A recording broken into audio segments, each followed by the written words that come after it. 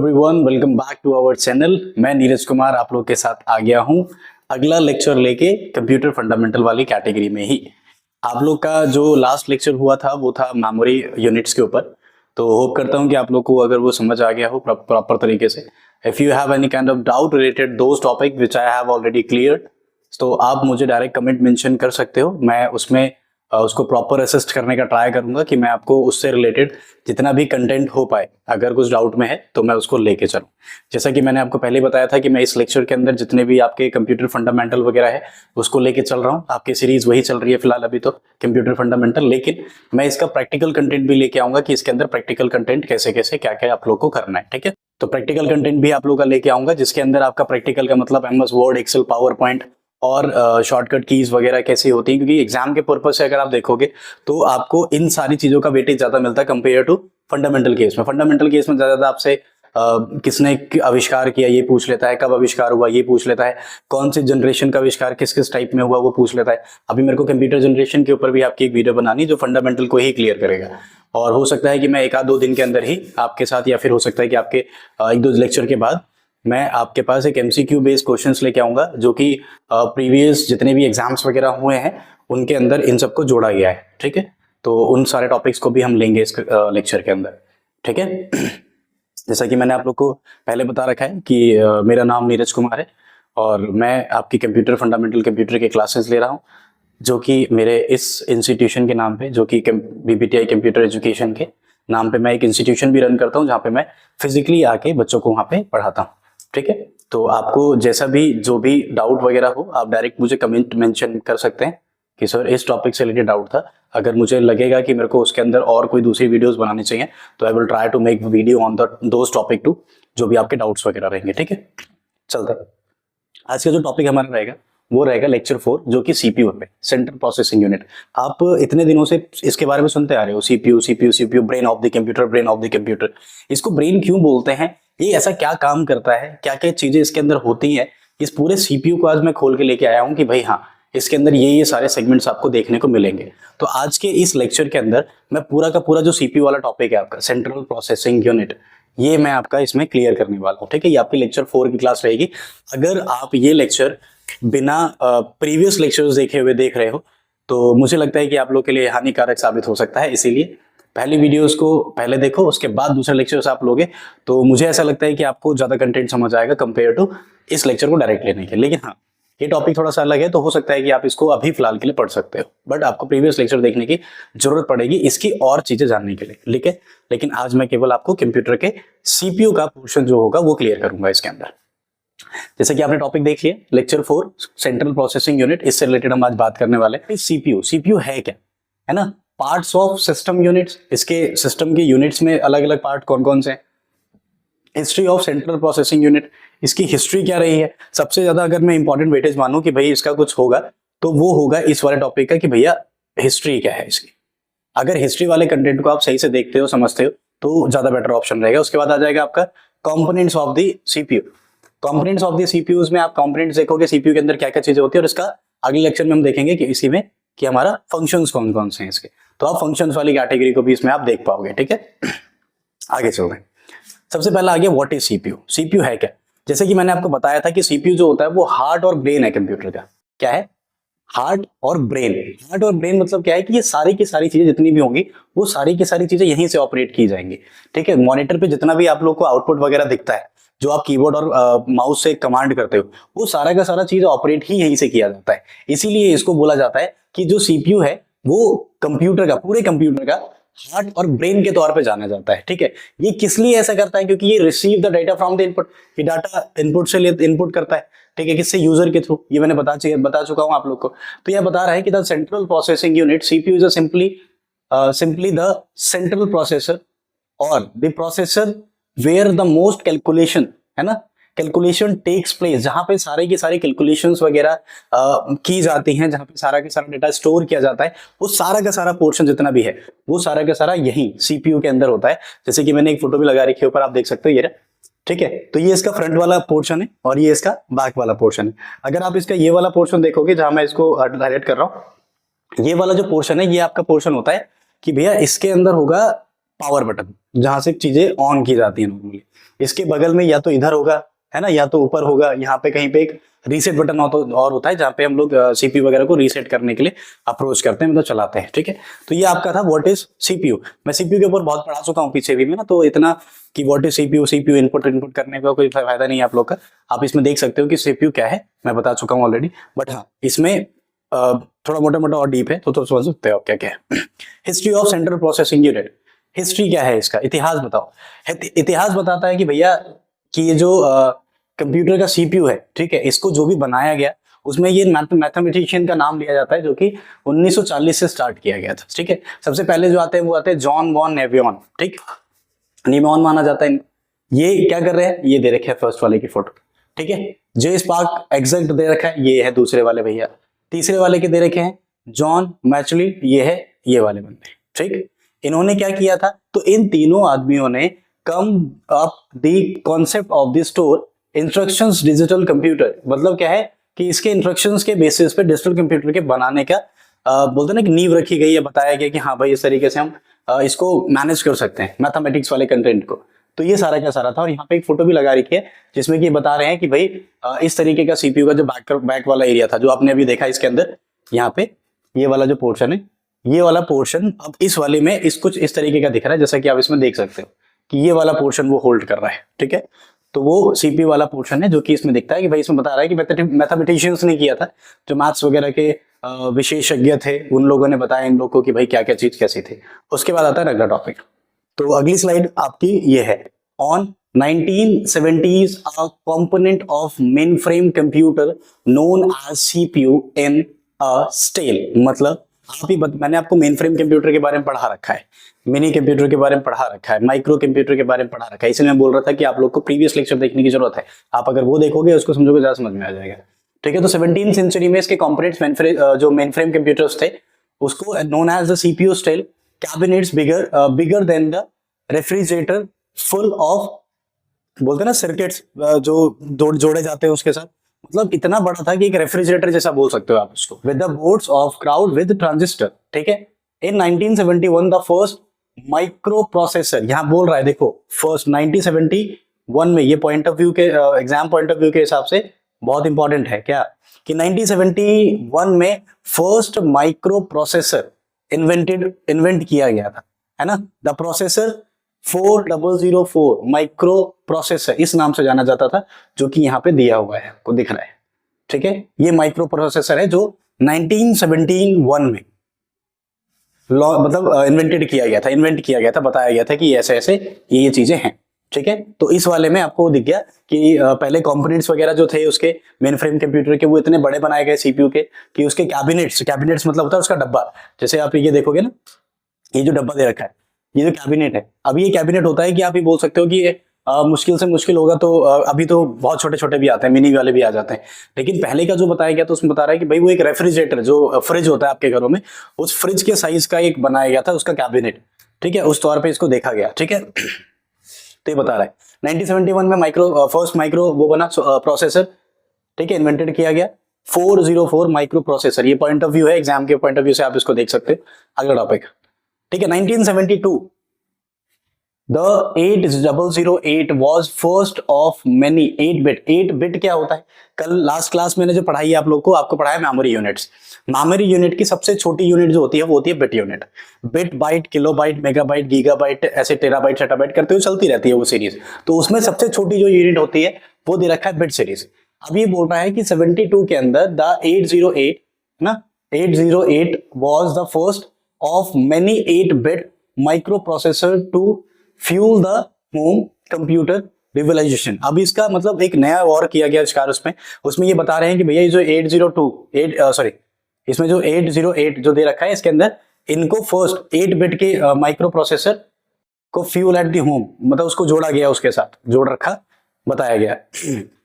फिर आ रहा है इसके बाद कि भैया 1979 में Intel delivered the 8088 and IBM engines used it for the first PC from 8086। इस प्रोसेसर को जोड़ के first PC personal computer design किया गया, जो ये प्रोसेसर थे। अभी आप ये देख पा रहे हो ये प्रोसेसर का दे रखा है, सिमुलेटर्स करके एक ऐसा रखा है।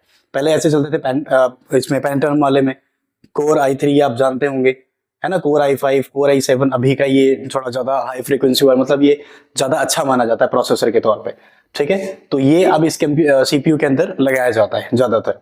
ये थोड़े कॉस्टली भी आते हैं, ये थोड़े कम कॉस्टली होते हैं, ये उससे कम कॉस्टली होते हैं।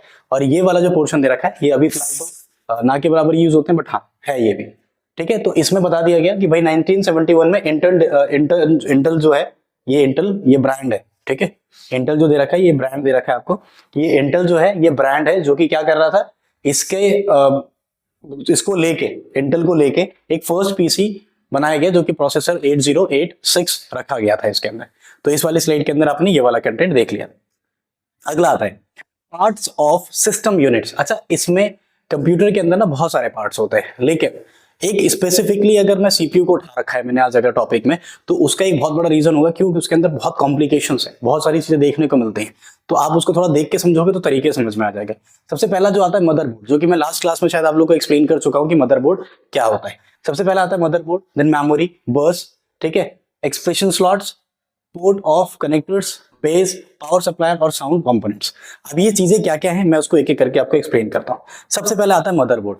मदरबोर्ड जो होता है वो मेन सर्किट होता है। मेन सर्किट बोले तो ये, ठीक है, जो कि जो ये आपका सीपीयू होता है उसके एक लेफ्ट साइड में उसको डिजाइन किया जाता है। आपने देखा होगा ना कि आप माउस वगैरह या सीपीयू वगैरह या आपके पेन ड्राइव्स वगैरह जहां पे कनेक्ट करते हो, वो कनेक्टिंग जहां पे की जाती है, यूएसबी स्लॉट्स होते हैं, वो मदरबोर्ड का ही हिस्सा होता है। आप सीधा आपको मदरबोर्ड में ही उसको पैच करना होता है क्योंकि वो सर्किट है, मेन सर्किट, जहां पे वो सारी की सारी चीजें रखी गई हैं डालने उसके रखने के लिए कि आप उसके अंदर ये सारी चीजें पुट कर पाओ इसलिए, ठीक है। तो ये बोल रहे हैं the motherboard is the main circuit board of the microcomputer, it is also known as the main board, system board, ठीक है, और सिस्टम बोर्ड इस नाम से भी जाना जाता है। किस नाम से? It is also known as the ये तो मेन बोर्ड बोल लो या आप सिस्टम बोर्ड बोल लो, इन दोनों को आप ये चीज बोल सकते हो, लेकिन मोस्टली हम इसको लोकली लैंग्वेज या फिर एक ऑफिशियल लैंग्वेज में भी हम इसको मदरबोर्ड ही बोलते हैं, जिसमें कि हम इजी टू अंडरस्टैंड होता है, ठीक है। ये आपका ये वाला हिसाब था।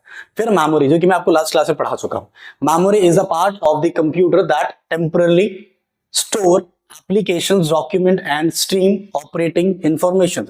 किसी भी तरीके की फाइल, सॉफ्टवेयर, एप्लीकेशंस वगैरह को अपने पास स्टोर करके रखता है, वो मेमोरी है। मुझे इसके बारे में ज्यादा बोलने की जरूरत नहीं है क्योंकि मैंने लास्ट पूरी क्लास ही मैंने आपका मेमोरी वाले टॉपिक पे लिया है, तो आप उसको भी देख सकते हो, आप तरीके समझ पाओगे उस टॉपिक को इजिली, ठीक है। तो ये वाला पोर्शन उससे रिलेट करता हुआ आता है, ठीक है। अगला बस। बेसिकली बस क्या करता है? अब ये बस वो वाली बस नहीं है, ठीक है, बॉम्बे टू गोवा वो वाला बस नहीं है, लेकिन हाँ इसमें बस है। बस क्या होता है? तो ये बोल रहा है कि the bus is an electronic line. Electronic line मतलब क्या है कि ये जो बस है ये एक तरीके का रास्ते, सड़क की तरह, पाथ की तरह काम करता है, ठीक है। जो क्या करता है, जो that allow first and 0 second, मतलब बहुत ही कम समय होता है, 1 सेकेंड, मैं एक आंख झपका लेता हूं, है ना, इस तरीके से 1 सेकेंड्स के अंदर एक पॉइंट होता है, तो वो एक पॉइंट बोल रहा है कि 1 से लेके 0 सेकेंड्स के मूव में from the one place to another place, मतलब एक जगह से दूसरी जगह डाटा उसको लेके जाता, उठाता, इधर उधर, मतलब सारा काम बस कर रहा है क्या? नहीं, लेकिन हाँ बस के ऊपर भी एक बहुत बड़ी जिम्मेदारी होती है सीपीयू के सिस्टम्स को लेके कि उसको कैसे रिकॉर्ड किया गया है, कैसे कहां से ट्रांसफर किया जा रहा है डाटा को, कहां से वो उठा रहा है इनपुट, कहां से क्या कर रहा है, तो सारा का सारा हिसाब किताब एक जगह से दूसरी जगह रास्ते के हिसाब से बस का वर्क करता है, ठीक। एक्सप्रेशन स्लॉट्स क्या होता है? एक्सप्रेशन स्लॉट्स का मतलब होता है expression slots is appear the motherboard that we socket into the which adept of connecting. मतलब आप किसी भी तरीके के कनेक्टर्स वगैरह जो आपको अप्लाई करने होते हैं आप एक्सप्रेशन स्लॉट्स में ही पुट करते हो, और ये भी वही चीज है आपका, ठीक है। Ports of connectors are connectors where located the motherboard on the separated adepts, ठीक, अडेप्टर्स। अब ये इनके लिए अलग अलग अडेप्टर्स बनाए गए सेपरेट, ठीक है, ताकि हम कनेक्ट कर पाए, जैसे कि आप ये देख पा रहे हैं, ठीक है। ये क्या है? तो ये VGA है, ठीक, VGA, एक VGA होता है, एक SDMI होता है, ये सारे के सारे अलग अलग केबल्स होते हैं जिनके भी स्लॉट्स सीपीयू के साथ ही पैच करने के लिए होते हैं कि आप उसको सीपीयू के साथ इजीली कनेक्ट कर पाओ। तो ये वाले पोर्शंस है इसके साथ, ठीक है। एक बस है, expression slots, port of connectors, जो कि ये हैं, ये कनेक्टर्स दे रखे हैं सारे आप लोगों को, ठीक है, किस किस टाइप के होते हैं मोस्टली आपको देखने को मिल जाएगा। बेस क्या करता है, ठीक है, तो ये बोल रहा है कि a base is inside the computer case where the hard drive, flop disk and CD ROM sites. मतलब ये बेस जो होती है एक जगह होती है जहाँ पे जितने भी हार्ड ड्राइव मतलब आपका SSD हो गया, SDD हो गया या CD ड्राइव हो गया, उन सबको रखने के लिए एक जगह रखते हैं, छोटा सा एक कैबिन होता है। ठीक है, तो वो कैबिन टाइप का ही होता है। सिर्फ जब CPU खोलोगे तो आपको एक अलग सी जगह मिलेगी, जिसको हम लोग बेस बोलते हैं, जहाँ पे ये चीज रखी जाती है। ठीक, एक पावर सप्लाई है। मदरबोर्ड, अपने मदरबोर्ड को पूरा का पूरा पावर जो होता है वो आपको पावर सप्लायर से ही मिलता है। मतलब इसका इसका बहुत बड़ा रोल है। अगर आपसे क्वेश्चन में ये भी पूछ सकता है कि भैया ये बताओ कि जो पावर, मदरबोर्ड को जो पावर है, इनमें से कौन सी यूनिट या कंपोनेंट है जो मदरबोर्ड को पावर देता है। ठीक, तो मदरबोर्ड खुद है या फिर मेमोरी है, बस है, ठीक है, एक्सप्रेशन स्लॉट्स है, पोर्ट कनेक्टर्स है, बेस है, पावर सप्लायर है, साउंड और कंपोनेंट्स। तो इसमें पावर सप्लायर है जो मदरबोर्ड को डायरेक्ट कनेक्ट करता है। आपने देखा भी होगा मदरबोर्ड को कनेक्ट करने के लिए बहुत सारी वायर्स होती हैं उलझी सी, मतलब रेड, ग्रीन, ब्लू वगैरह वगैरह, बहुत सारे कलर्स की वायर मिलेंगी उसके अंदर। आप उसको इस तरीके से क्लिक करके उस पर इजिली स्लॉट पे टैप कर देते हो, जिससे कि पावर सप्लाई स्टार्ट हो जाता है, जिसमें कि रैम को, रोम को, सबको सप्लाई मिलना स्टार्ट हो जाता है। वो मेन पावर सप्लायर ही है। फिर आता है साउंड कंपोनेंट्स, जहाँ पे साउंड बताया जाता है, साउंड सुनाई देता है, वो नॉर्मली ये होता है। ठीक है, तो ये साउंड्स वगैरह के बारे में बताएगा। तो ये बोल रहा है sound, a sound card let's a computer play and record the high quality sound. किसी भी तरीके के साउंड को रिकॉर्ड करने के लिए, किसी भी तरीके के साउंड को रिकॉर्ड करने के लिए, या फिर किसी भी तरीके की रिकॉर्डिंग को सुनाने के लिए, है ना, साउंड को प्रोड्यूस करने के लिए आप इसका यूज करते हो। इसको बोलते हैं साउंड कंपोनेंट्स। क्लियर है? ठीक, आगे चलते हैं कि कंपोनेंट्स की यूनिट। अब जैसा कि मैंने आप लोग को जब स्टार्टिंग सबसे पहली क्लास बताई थी, उसमें मैंने बताया था कि कंप्यूटर होता क्या है। फिर उसके बाद मैंने आपको बताया कि कंप्यूटर किस बेसिस पे ज्यादा काम करता है, जिसमें कि मैंने दो चीजों को लिया था, जिसको मैंने बोला था कि ये अर्थमेटिक और लॉजिकल वैल्यूज पे काम करता है। आपको इस स्लाइड के अंदर वो देखने को मिलेगा कि मैंने उसका जिक्र किया है कि भैया अर्थमेटिक लॉजिकल यूनिट्स पे भी काम करता है। ये होती क्या है अर्थमेटिकल और लॉजिकल वैल्यूज, अब मैं आपको एक बार थोड़ा सा समझा देता हूँ। कंपोनेंट्स ऑफ सीपीयू, सीपीयू के मेन कंपोनेंट्स कौन से हैं? तो जो माने जाते हैं वो है कंट्रोल यूनिट्स, अर्थमेटिक लॉजिकल्स और मेमोरी यूनिट, रजिस्टर्स। ठीक, अब देखो जब हम इसको देखते हैं नॉर्मली, तो आपको पता है, ये मैंने प्रोसेस भी पढ़ा चुका हूं आपको, कि एक इनपुट होता है, फिर प्रोसेस होता है, फिर आउटपुट होता है। लेकिन ये जो इनपुट है वो इसमें जब जाता है सीपीयू के अंदर, सेंट्रल प्रोसेसिंग यूनिट, तो ये इन कैटेगरी में बढ़ता है। अर्थमेटिक और लॉजिकल यूनिट्स में बटेगा, फिर मेमोरी यूनिट में बटेगा। ठीक, अर्थमेटिक में बिकेगा, उसके अर्थमेटिक वाले में बटेगा, उसके बाद लॉजिकल में बटेगा। ठीक है, मेमोरी यूनिट्स में लास्ट ये दे रखा है, ये पूरे 3 स्टेज है इसके, ये तीनों स्टेज। ठीक है, आप देख पा रहे हो, पहला कंट्रोल यूनिट्स, दूसरा अर्थमेटिक लॉजिकल्स और तीसरा मेमोरी। इनपुट प्रोसेस ये अपने बेसिस पे प्रोसेस करेगा कि वो कैटेगरी किस रिगार्डिंग बेसिस पे वर्क कर रही है, उसके बाद आउटपुट देगी, और उसके बाद बैकिंग स्टोर होता है, मतलब ये इन्हीं के पार्ट है।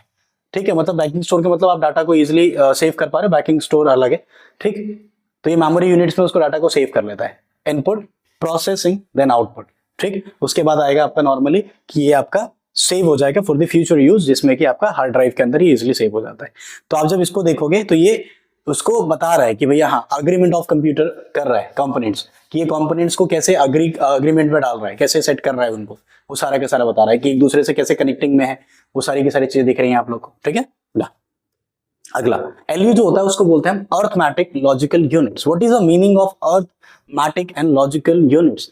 अर्थमेटिक जो होता है वो एक नंबर्स के हिसाब से वर्क करता है। जो नॉर्मली कैलकुलेशंस होती हैं, बेसिक कैलकुलेशन, वो अर्थमेटिक होल्ड करता है। ये बोल रहा है कि it's perform 2 types of operations, जैसा अर्थमेटिक ऑपरेटर्स और लॉजिकल ऑपरेटर्स। क्या है ये देखो, अर्थमेटिक ऑपरेटर्स जो होते हैं, वो अर्थमेटिक ऑपरेटर्स का मतलब ये हो गया कि जो कंप्यूटर के अंदर सिंपल मैथमेटिक्स होती है, जैसे कि एडिशन करना, सब्ट्रैक्ट करना, मल्टीप्लिकेशन करना और डिवाइड करना, ये जो होता है ये अर्थमेटिक अपने अंडर में लेता है कि लाओ ये काम मैं करके देता हूं आप लोगों को। ठीक है, तो ये आता है आपका अर्थमेटिक ऑपरेशंस, जिसके अंदर ये सिंबल्स दिए हुए प्लस माइनस डिवाइड इनटू के, आप इसको देख सकते हो कि भैया ये ऑपरेशंस हैं जिनके ऊपर ये काम करता है विद सिंबल्स। क्या?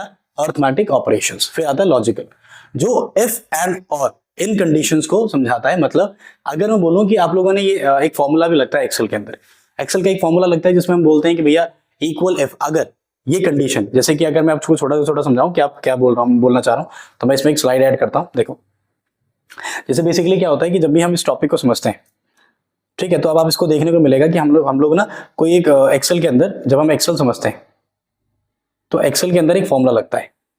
ठीक है, एक्सेल वाले फॉर्मूले के अंदर आपको ये देखने को मिलेगा कि भैया इसके अंदर एक फॉर्मूला होता है पास और फेल का।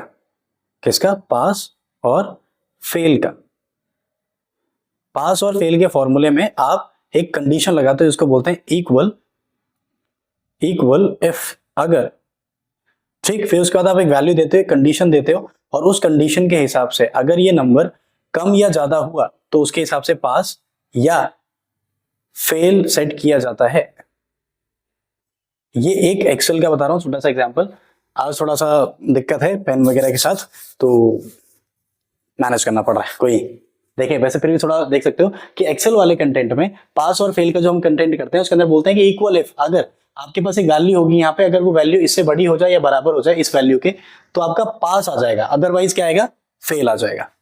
तो ये कंडीशन बता रहा है, जो कि बता रहा है कि भैया आप इस चीज को देख के समझ सकते हो कि पास और फेल के कंडीशंस के बेहाफ पे कि कैसे काम करता है। तो अब आता है सीयू होता है कंट्रोल यूनिट्स। कंट्रोल यूनिट्स क्या काम करता है? देखो, it's read the instructions from the memory and transverse them into the series of signals।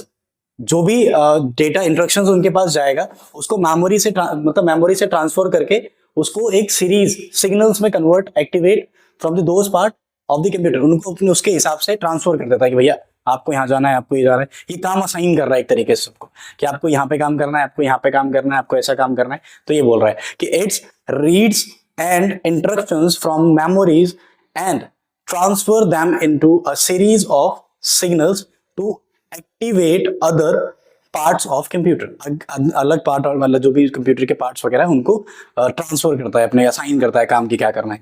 Controls the operations that take place in version part of computer by the sending electronic signals। Electronic signals भेजने के बाद उन भेजता है जिसके purpose से वो सारे के सारे कंप्यूटर्स का पार्ट्स वगैरह जो कंपोनेंट्स वगैरह है वो सारे वर्क करते हैं प्रॉपर तरीके से। ये काम है सीयू का, कंट्रोल यूनिट्स का। ठीक है, अगला आता है एमयू, रजिस्टर्ड। ये क्या करता है? ये मेमोरी यूनिट है ना, the part of the computer that holds data and instructions for the processing. जो अपने पास डेटा को होल्ड करता है फॉर द प्रोसेसिंग के लिए उसको बोलते हैं एमयू, है ना, मेमोरी यूनिट। ठीक, इसकी मैं क्लास ऑलरेडी आप लोग को ले चुका हूं, तो आप ट्राई करो कि आप उस लेक्चर को भी एक बार देख लो, तो आपको ये समझ में आ जाएगा कि क्या मैं पढ़ाना चाह रहा हूं आप लोगों को। ठीक है, अगला आता है फंक्शंस ऑफ सीपीयू। फैक्टिक, डिकोड, एजुकेट, स्टोर, ये 4 स्टेजेस हैं इसके, जिस स्टेजेस के बेसिस पे ये मेनली काम करता है। ठीक है, सबसे पहले जो आप फैक्टिक देख रहे हो उसके अंदर ये क्या काम करता है? तो ये जो है ये taking the instructions from the memory, ये मेमोरी से इंस्ट्रक्शंस लेता है कि आपको क्या काम कराना है, बताओ भैया, हम करके दे रहे हैं आपको, वो काम बताएगा कि इंस्ट्रक्शंस क्या है। ठीक है, फैक्टिक में मिल जाएगा आपको। डिकोड क्या है? ये बोल रहा है कि translating the decode assembled code binary instructions which are the understandable for your CPU. मतलब क्या, देखो आप लोग को पता है कि जो कंप्यूटर होता है वो इंग्लिश, हिंदी, संस्कृत नहीं समझता। उसको समझने के लिए आपको एक कोड यूज करना होता है जिसको हम बोलते हैं binary codes, binary language. Binary language जो होती है वो 0 और 1 की कोडिंग होती है। 0 और 1 की जो कोडिंग होती है उसी को बाइनरी सिस्टम भी बोला जाता है। बाइनरी सिस्टम से हमारी अंडरस्टैंडिंग, ह्यूमन लैंग्वेज अंडरस्टैंडिंग में, लाइक हम इंग्लिश समझते हैं तो उसको इंग्लिश में, अगर हम हिंदी समझते हैं तो उसको हिंदी में, अगर हम संस्कृत समझते हैं तो उसको संस्कृत में, उसको उस लैंग्वेज में ट्रांसलेट करता है। कौन ट्रांसलेट करता है? ये डिकोड करता है जो। ठीक है, डिकोड क्या करेगा? ट्रांसलेट करेगा। ट्रांसलेट क्या करेगा कि भैया जो कंप्यूटर की लैंग्वेज है उस कंप्यूटर की लैंग्वेज से हमारी लैंग्वेज, हमारी अंडरस्टैंडिंग लैंग्वेज क्या है? हमारी अंडरस्टैंडिंग लैंग्वेज है नॉर्मल इंग्लिश, तो उस इंग्लिश लैंग्वेज में उसको ट्रांसलेट करेगा। वो पोर्शन जो होता है वो आपका होता है डिकोड्स का। ठीक है, एजुकेट वो क्या करेगा? वो कैलकुलेशंस, ये बोल रहा है ना, educate calculations, move data and jump to the different addresses. मतलब उसको कैलकुलेट करने के बाद डिफरेंट एड्रेसेस में कन्वर्ट करेगा कि भैया हाँ, यहाँ पे ये कैलकुलेशन सेट करनी है, यहाँ पे ये कैलकुलेशन सेट करनी है, वो वाले पर्पस पे। Store, CPU dive some data after executing the instructions or store data being instructed। Store जो होगा उसके डाटा को स्टोर कर लेगा, अपने पास रख लेगा। ठीक है, जहां पे जो भी काम आपने उसको दिया हुआ है कि भैया आपको डाटा ये वाला रखना है अपने पास, तो उस डाटा को अपने पास स्टोर करके रख लेगा, वो करता है स्टोर वाला केस काम। ठीक है, थैंक यू। आज की क्लास इतनी ही। होप करता हूं कि आप लोगों को जो मैंने आज कंटेंट पढ़ाया वो आप लोग को समझ आया होगा।